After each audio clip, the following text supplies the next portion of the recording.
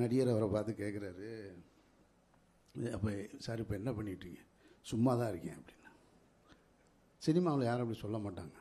ஒரு ப்ராஜெக்ட் பேசிக்கிட்டு இருக்கேன்பாங்க, இல்லை நடிச்சிக்கிட்டு இருக்கேன்பாங்க, ஒரு தெலுங்கு படம் பேசிக்கிட்டு இருக்கேன் சார் அப்படிம்பாங்க. ஆனால் இங்கே விசாரிச்சிருவாங்கன்றதுக்காக ஆந்திராவை சொல்லிடுவாங்க. அரங்கத்தில் இருக்கும் அனைவருக்கும் இறைவன் புறத்திலிருந்து சாந்தியும் சமாதானம் உண்டாகட்டும். இந்த சுப்பிரமணிய சிவா போராடும் பூரா என்னை ஏதாவது இழுத்து விடுறதே வேலையாக போச்சு. இலக்கிய விழா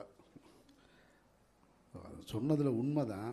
அது எனக்குன்னு நான் இந்த நாவல் அறிமுக விழாவுக்கு வரலை, நண்பர் பழனியப்பனுடைய விழாவுக்கு வந்திருக்கேன் அப்படின்றத பணிவன்போடு உங்கள்கிட்ட தெரிவிச்சுக்கிறேன். நான் என்ன பேச போகிறேன், ரொம்ப காத்திருக்கேன்னு சிவா சொல்லிக்கிட்டே இருந்தாப்புல. சிவாவுக்கு தெரியாது, கடந்த முறை இதே அண்ணா நூற்றாண்டு நூலகத்தில் நான் பேசினதுக்காக இனிமேல் அமீர் இந்த அரங்கத்துக்கு கூப்பிடாதீங்கன்னு உத்தரவு வந்திருக்குன்றது தெரியாது போல இருக்கு.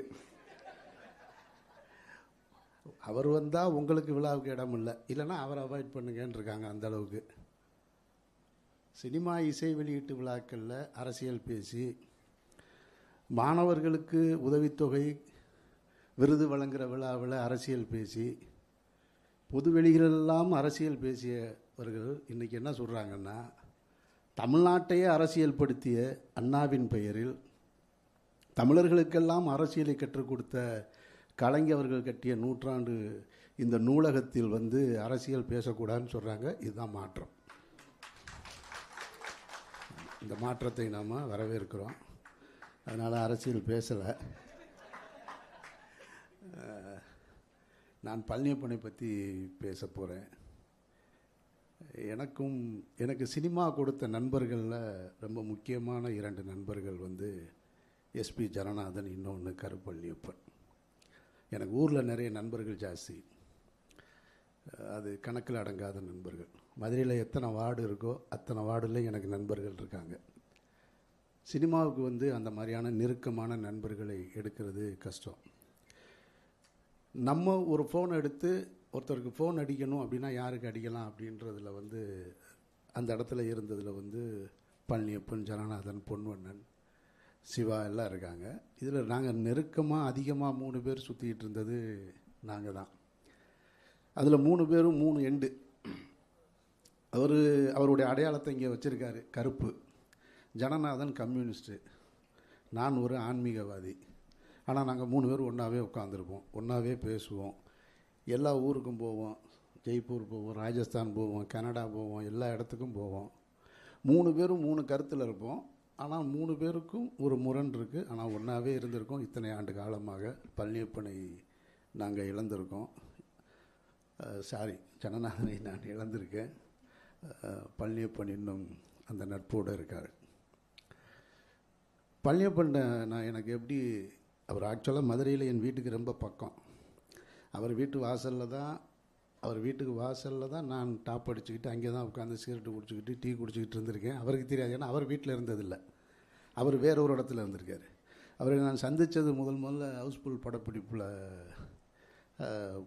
விக்ரம் அவர்கள் நடிச்சிட்டு இருக்கும்போது நான் அவரை பார்க்க போயிருக்கேன் மதுரையில். அப்போது பார்த்திபன் சார் இருக்கார். பார்த்திபன் சார் என் வீட்டிலேருந்து சாப்பாடு பிரியாணி செஞ்சு எடுத்துகிட்டு போய் கொடுத்துருக்கேன் நான். பார்த்திபன் சார், விக்ரம் சார் எல்லோரும் சாப்பிட்டுட்டு நல்லா இருக்குது அப்படின்னு சொல்லி கை கொடுக்கும்போது, ஈவினிங்கு நான் இது மாதிரி பழனியப்பன் வீட்டுக்கு போகிறேன் அப்படின்னு சொல்கிறாரு. யார்? பார்த்திபன் சார். இப்போ நான் கேட்குறேன், பழனியப்பன்னா யார் அப்படின்னா, அவர் அவரோட அசிஸ்டண்ட் அப்படின்னு. நமக்கு பெரிய ஆச்சரியம், ஒரு டைரக்டர் அசிஸ்டன்ட் டைரக்டர் வீட்டுக்கு போகிறாராம். என்னங்கடா சினிமாவில் எப்படி இல்லாமல் இருப்பாங்க அப்படின்னு. அந்த முகத்தை அப்பவும் பார்க்கல. அதற்கு பின்னாடி நான் அவரை சந்தித்தது அவருடைய முதல் படம் பார்த்திபன் கனவு படப்பிடிப்புல தான். அன்றையிலிருந்து இன்றைக்கு வரைக்கும் நட்பு தொடங்குது. அது ரொம்ப நெருக்கமான நட்பாக மாறி குடும்பத்தையும் தாண்டிய நட்புகளாக இன்றைக்கு வரைக்கும் இருந்துகிட்ருக்குன்னு வச்சுங்களேன். இதில் சினிமாவை பொறுத்த மட்டும் எப்பொழுதுமே வெற்றி தான் ஒருவனுக்கான அடையாளம். ஒரு அரங்கம் நிறைந்திருக்கிறது அல்லது ஊடகங்கள் ஒருவரை சுற்றி நிற்கிதுன்னா அவங்க கையில் வெற்றி இருக்கா அப்படின்றது மட்டும்தான் இந்த சினிமா பார்க்கும். ஆனால் வெற்றி எல்லாம் ஒரு பொருட்டே கிடையாது, நான் தான் அடையாளம் அப்படின்னு சொல்கின்ற இடத்துல இருக்கிறதுல கருப்பழனியப்பனுக்கு ஒரு முக்கியமான இடம் இருக்கு. என்னுடைய வெற்றி இல்லை அடையாளம், நான் தான்டா அடையாளம், நான் பேசுவது தான் பேச்சு அப்படின்ற ஒன்றை உருவாக்கிக்கிட்டே இருக்கிறேன். அதனால தான் இந்த விழாவை இப்படி ஒரு நூல் வெளியீட்டு விழாவாகவும் இந்த அரங்கத்தை நிறைச்சி இவ்வளோ பேர் வந்திருக்காங்கன்னா அது பழனியப்பன் என்கின்ற ஒற்றை மனிதனுக்காகத்தான். கதையே இல்லாமல் படம் எடுத்துக்கிட்டு இருக்கிற இந்த காலகட்டத்தில் ஒரு கதை புத்தகத்தை படமாக்க வந்திருக்கிற பழனியப்பனுக்கு என்னுடைய நெஞ்சார்ந்த வாழ்த்துக்கள். இந்த நடிகர்கள், வெற்றியடைந்த நடிகர்களோடு இருக்கிற சின்ன சிக்கல் என்ன அப்படின்னு கேட்டிங்கன்னா, அது எனக்கும் அவருக்கும் கிட்டத்தட்ட ஒரே மாதிரியான வேவ் லென்த்து தான். அதனால தான் நாங்கள் 2 பேரும் ஃபோனில் அதிகம் பேசிப்போம். ஃபோனில் ரொம்ப நேரம் பேசுவோம், நேரில் பார்த்தாலும் ரொம்ப நேரம் பேசுவோம். ஆனால் ஃபோன் பேசும்போது நான் வைக்க மாட்டேன், அவர் சரி வைக்கிறேன் அப்படிம்பார். அவரிடம் ரொம்ப பிடிச்சது என்ன அப்படின்னா, யாராவது வந்து ஒரு நடிகர் வந்து ஒரு நடிகர் அவரை பார்த்து கேட்குறாரு, அப்போ சார் இப்போ என்ன பண்ணிட்டீங்க? சும்மா தான் இருக்கேன் அப்படின்னா. சினிமாவில் யாரும் அப்படி சொல்ல மாட்டாங்க. ஒரு ப்ராஜெக்ட் பேசிக்கிட்டு இருக்கேன்பாங்க, இல்லை நடிச்சிக்கிட்டு இருக்கேன்பாங்க, ஒரு தெலுங்கு படம் பேசிக்கிட்டு இருக்கேன் சார் அப்படிம்பாங்க. ஆனால் இங்கே விசாரிச்சிருவாங்கன்றதுக்காக ஆந்திராவை சொல்லிடுவாங்க. இது வந்து ஒரு வழக்கமான. அங்கே கேட்டால் தமிழில் ஒரு புது டைரக்டர் பேசிக்கிட்டு இருக்கேன். நம்மள்கிட்ட கோச்சிட்டு போன அசிஸ்டன்ட் டைரக்டர் பூரா இருப்பாங்க, என்னடா செய்கிறேன்னா டிஸ்கஷனில் இருக்கேம்மா. யார் கூடடா அப்படின்னா, ஒரு புது டைரக்டர் ஒருத்தர் வாய்ப்பு தேடிக்கிட்டு இருக்காரு, அவரோட டிஸ்கஷனில் இருக்கேம்மா. நான் சொல்லுவேன், நீ என்கிட்ட கோச்சிட்டு போனீங்கன்னா என்னை விட பெரிய டைரக்டர் போ, ஒருத்தன் இப்போ தான் வாய்ப்பு தேடிக்கிட்டு இருக்கான்ற அவங்க கூட போய் டிஸ்கஷன்லேருந்து ஏன்டா வருவேன்னு. இது வந்து நம்ம என்னவா இருக்கோம், நமக்கு வாய்ப்பு இல்லை அல்லது வேலை இல்லைன்னு யாரும் தப்பாக நினச்சிடக்கூடாது. அவர் கேட்குறாரு, அவர் ஒரு பெரிய நடிகர், அவருடைய மகனும் நடிகர். இவர்கிட்ட கேட்குறாரு, என்ன செய்கிறீங்க? சும்மா தான் சார் இருக்கேன், ஒன்றும் பிரச்சனை இல்லை, என்ன வேணுமா உங்களுக்கு எது அப்படின்னு. இல்லை சார், நம்ம பையனோட ஒரு படம், ஒரு பிரச்சனை இல்லை, நாளைக்கு நீங்கள் ரூபாய் எடுத்துகிட்டு வாங்க, நான் கதையை எடுத்துகிட்டு வரேன்.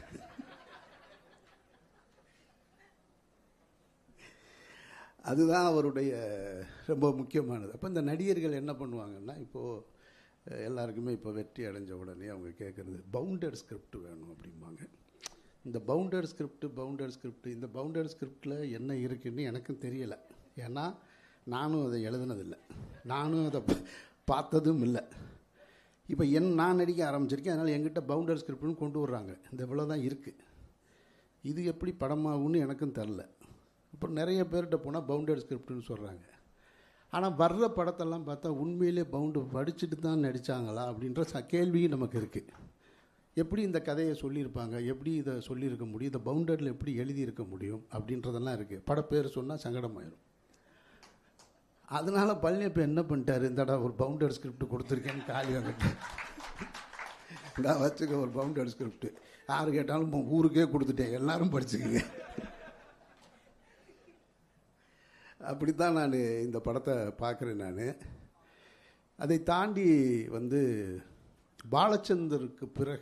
பாலச்சந்தர் சாருக்கு பிறகு திரைப்படங்களில் அந்த ஆடியன்ஸ், அந்த விசுவல்ஸை கொண்டு வந்தது பழனியப்பன் மட்டும்தான், வேறு யாருமே கிடையாது. இது நான் அவருடைய முதல் படத்திலே சொல்கிறேன்.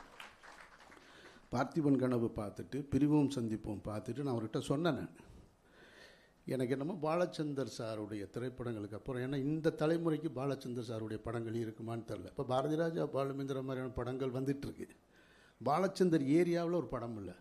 என்னடா நீ பேசுறியா? அதை நான் அவர்கிட்ட சொன்னேன். அப்போ அவர் சொல்லும்போது, அதெல்லாம் விடுங்க, வர்றது நமக்கு என்ன வருதோ அதை எடுப்போம், அதுதான் அவருடைய பாணி. அவருடைய மந்திர புன்னகை வந்து பண்ணும்போது டெய்லி ஃபோன் பண்ணி கேட்பேன் நான், என்னங்க படம் எப்படி வந்துட்டுருக்கு, சூப்பராக இருக்குது அப்படிம்பார். எப்படி இருக்குது? நல்லா இருக்குன்னு. அவர்கிட்ட என்ன பழக்கம்னா, மந்திர புன்னகை திரைப்படத்துக்கு அவர் என்ன நடிக்க வைக்கணும்னு அவர் கேட்குற ஐடியாவில் இருந்திருக்கார். அவர் கேட்டிருக்கலாம், ஆனால் அவர் கேட்காம யோகி திரைப்படம் ரிலீஸ் ஆகி ஓப்பனிங் ஷோ பார்த்துட்டு வெளியே வந்த உடனே அவர் என்ன முடிவு பண்ண, என்னை பார்க்குறாரு, போயிட்டு என்ன சொல்கிறாரு, ஒரு படம் வந்துருச்சு, வந்த உடனே போய் ஒருத்தர்கிட்ட போய் வாய்ப்பு கேட்டு, நான் முன்னாடியே கேட்டிருக்கணும், இப்போ கேட்டால் நல்லா இருக்காது, அதனால தான் நானே நடிச்சிட்டேன் அப்படின்னு சொல்லி மந்திர புன்னகை நடித்தார். இப்போது என்னுடைய திரைப்படத்தில் நடிச்சிட்ருக்கார், இறைவன் மிகப்பெரியவன். அப்போ சொன்னார், இப்போ ஒரு படம் பண்ண போகிறேன் அப்படி. எப்பயுமே என்ன படம் பண்ண போகிறேன்னு முதல்ல சொல்லிடுவார். இந்த டைட்டில்லாம் சொல்லலை, ஒரு படம் பண்ண போகிறேன்னாரு. இந்த மாதிரியான ஒரு பட்ஜெட்டு, இப்படி ஒரு செட்டப் வந்திருக்குன்னு. நான் உடனே ரொம்ப அக்கறையோடு கேட்குறேன், என்னக்கரு சொல்லுங்கள், ஏதாவது இந்த பட்ஜெட்டுக்குள்ளேனா நான் ஒரு படம் ரெஃபரன்ஸ் சொல்கிறேன், அந்த படம் பாருங்கள், அந்த படத்தை பார்த்துட்டு உங்களுக்கு ஓகேன்னா நான் பண்ணுறேன். இப்போ நான் ஒரு 2-3 படம் நடிச்சிட்ருக்கேன், அதனால் நான் சொல்கிறேன், உங்களுக்கு ஏதாவது பிரயோஜனப்படும்னா பாருங்கன்னு. நான் சொன்ன படத்தை பார்த்துட்டு இல்லை அதில் ஒன்றும் இல்லை அப்படின்னாரு. அப்புறம் இந்த படத்தை சரி அந்த கதையவா சொல்லுங்கன்னு. அது உங்களுக்கு சரியாக வராதுங்க, அது காளி வெங்கட் தாங்க கரெக்டாக இருக்குது, விடுங்க அப்படின்ட்டார். இதுதான் ஒரு இயக்குனருடைய பார்வை. இதை ஒரு நாயகர் புரிந்து கொள்வது ரொம்ப கஷ்டம். அவர் நானே வரேன்னு சொன்னாலும் நீ வேணால் எனக்கு காளி வெங்கட் போதும்ன்றது தான் ஒரு இயக்குனருடைய பார்வை. அந்த பார்வையில் தான் படமாக்க முடியும். அதனால தான் இதை உண்மையில் அவர் சொன்னது கரெக்டு தான். நான் அப்படி உட்காந்து தக்காளி வெட்டிக்கிட்டு இருந்தால் நல்லா இருக்காது. அவர் அப்போ தெளிவான முடிவை எடுத்திருக்காரு. அதனால் பழனியப்பனுடைய அந்த எழுத்துலையும் அவருடைய இங்கே யுகபாரதி சொன்னது போல் அவருடைய பாடல் காட்சிகள் பிடிக்கும். இந்த புத்தகத்தில் ஏதோ நிறைய கிளுகிழுப்பான காட்சிகள் இருக்குது. அவர் நல்ல படமாக்குவார். ஏற்கனவே ஒரு மம்தா மோகன் தாஸ் சாங் ஒன்று இருக்கும், என்ன படம், சிவப்பதிகாரத்தில். நான் அப்படி பார்த்தேன், என்ன ஆளுக்கு இந்த விஷுவலுக்கும் சம்மந்தமே இல்லை. அதனால் நல்ல படமாக்குவார். அதனால் நிச்சயமாக குக்கர் திரைப்படம் ஒரு நீண்ட ஒரு இடைவெளிக்கு பிறகு ஒரு மனதை நெருடுகிற படமாக இருக்கும் அப்படின்ற நம்பிக்கை இருக்குது. நான் இந்த மாதிரியான சங்கடங்கள் வந்துடக்கூடாது தான் நேற்று ஃபோன் பண்ணேன் அவருக்கு. ஏங்க, மற்ற ஃபங்க்ஷனில் போய் புத்தகத்தை பற்றி பேசலாம் பரவாயில்ல, உங்கள் ஃபங்க்ஷனு தயவு செஞ்சு புத்தகத்தை கொடுத்து விடுங்க, ஒரு 4 பக்கமாவது படிச்சுட்டு வரேன்னு. அதனால் என்ன நல்லா கொடுத்து விட்டா போச்சுன்னாரு. இப்போ வரையும் கொடுக்கல. ஸோ அதனால் இது கருப்பரனுடைய வெற்றியை ஒரு மனிதனுடைய முயற்சி, அவனுடைய சிந்தனை, அவனுடைய அறிவு, அவருடைய வாழ்க்கை பாதையை தன்னை எப்படி வச்சுக்கிறது அப்படின்றது இருக்குல்ல. யுகபாரதி சொன்னது போல் அரசியல் பயணம் ஒரு சின்ன தேக்க நிலையை ஏற்படுத்திடுச்சு. அதனால் இழந்தது அவர் அதிகம். அதை சொல்லுவார், என்னைய நீங்கள் யார்கிட்டையும் சொல்லாதீங்க, நீங்கள் யார்கிட்டையும் சொல்லக்கூடாது, நீங்கள் யார்கிட்டையும் சொல்லக்கூடாது அப்படிம்பார். இங்கே கெட்டவனெல்லாம் எல்லாத்தையும் சொல்லிக்கிட்டு இருக்காங்க. நல்லவர்கள் நல்லதையும் சொல்லித்தாங்க ஆகணும். நீங்கள் வெறுமனே அதை மட்டுமே கேட்டுக்கிட்டே இருக்கிறவங்களுக்கு மத்தியில் உண்மையிலேயே நம்ம யாருன்னு தெரியாது. இவர் ஏதோ ஒரு கட்சிக்கு ஆதரவாக, ஒரு கொள்கைக்கு ஆதரவாக நின்னாருன்ன உடனே மொத்த காசையும் அந்த கட்சியிலேருந்து மாதம் செக்காக கொடுத்துட்டாங்க போல இருக்கு நம்பிக்கிட்டு இருக்காங்க. அவர் தன்னுடைய சொந்த பணத்தை இழந்து நிறைய இழப்புகளை சந்தித்து தான் இருக்கார். நானும் அப்படி தான் இருக்கேன். ஆனால் வெளியில் இருக்கவங்களுக்கு அது தெரியாது. நான் சொல்லுவேன், அதெல்லாம் சொல்லணும். எல்லா நேரமும் நம்ம அமைதியாக இருக்கக்கூடாது. அமைதியாக இருந்தால் பெட்டி வாங்கிட்டோன்னு நம்பிடுவாங்க. அதனால் சொல்லுவோம் அப்படின்னு.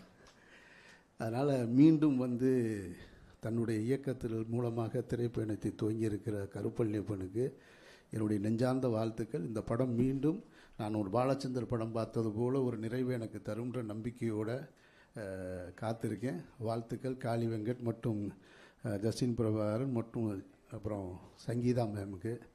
ரொம்ப உண்மையிலே அவங்கள உள்ள நுழைஞ்ச உடனே அவங்களுடைய புன்முறுவலோடு அந்த சிரிப்பை பார்க்கும்போது பூவே உனக்காக ஞாபகம் வந்துருச்சு.